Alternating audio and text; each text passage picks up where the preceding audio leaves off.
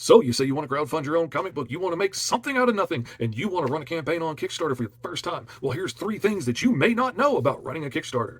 Number 1, the people out there that you want to come support your book, your friends, your family, your fans, everybody that wants to support you and come along, most of them may have absolutely no idea how Kickstarter works at all. They may not even know what it is. I know, it's mind-blowing. You've been supporting indie creators for years. You've been buying awesome books like Alice Lost in Wonderland or Green Zone Life in the Blocks from cool creators like your Uncle Fish for a long time. You know Kickstarter is an awesome place to find cool books, but nobody has that information until they have that information. Nobody knows how it works until somebody tells them how it works. So part of your pre-launch campaign should be making sure that the people that follow you, the people that are interested in what you do, know what Kickstarter is, know how it works, know what they're doing, know what they're supporting, know that it's not a store. They're not paying $20 just to get a physical copy of your book. They're paying $20 to help support you in chasing your dream to get your book created and printed. And in return for that, you are going to gift them with a copy of the book that they can have to put on their shelves and read.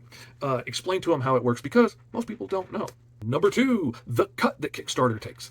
All the different platforms take a cut. Kickstarter likes to keep it complex. They like to say, well, we're just taking this much out of how much you make, and we're only taking this much from each transaction that somebody makes. They like to keep the numbers kind of muddy so that you can't get a really hard, fast, easy grip on it to understand. And they got their reasons for doing it, and I'm not knocking them. They got a successful platform, and I enjoy working on it.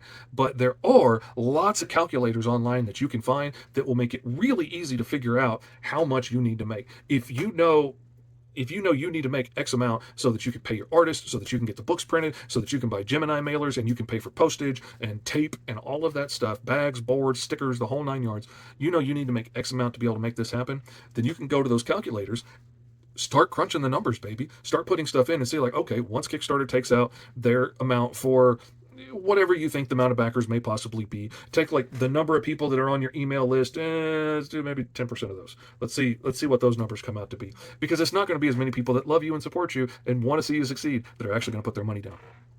But you can work those calculators, see what it comes out if 60 people back you, blah, blah, blah, see what the numbers come out to be, and then that'll help you know what you need to place the goal at so that when it's all said and done, you're going to get the amount of money that you need to get the book finished. Because there's nothing worse than having people pledge their hard-earned money to see your book succeed, and you get the money in, and you don't have quite enough to get it done. That stinks. Which leads us to secret number 3. Most Kickstarters don't make a profit.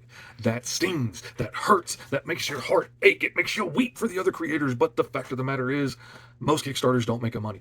Most of the creators you know out there that are bringing in $10,000 or $20,000 on a really awesome anthology book and it's nice and thick and all that stuff, and it's so cool and they brought so much money, most of them aren't really seeing a penny at the end of the day. Because by the time they send money out to all of those creators, all of the writers and artists and stuff that help make the anthology happen, once they pay the higher printing costs for getting a bigger book printed, and they're usually getting that offset printed and maybe getting it printed overseas, so then you're having to get a much larger print order made to bring the price per issue down low enough that you can make a profit selling it, and then you got to pay shipping and all that stuff.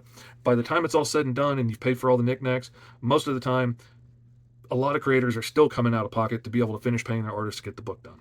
So set your goals reasonably. Don't go into it like your Uncle Fishy did the first time, worrying about what's going to happen when I go viral and 10 million people back it and I make $5 billion at this tier. Will it still work? Will I still be able to ship it all out?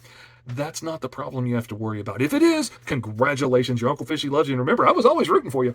But that's probably not the problem you're going to have. The problem you're going to have is making sure enough people know that they come out and they support you. So work hard, get the word out, make sure people know how Kickstarter works, work those numbers so that you know you're going to have enough in the end, and good luck. Your Uncle Fishy loves you, I support you, and I want to see you succeed. Remember that, keep grinding, and I'll see you on the other side, baby.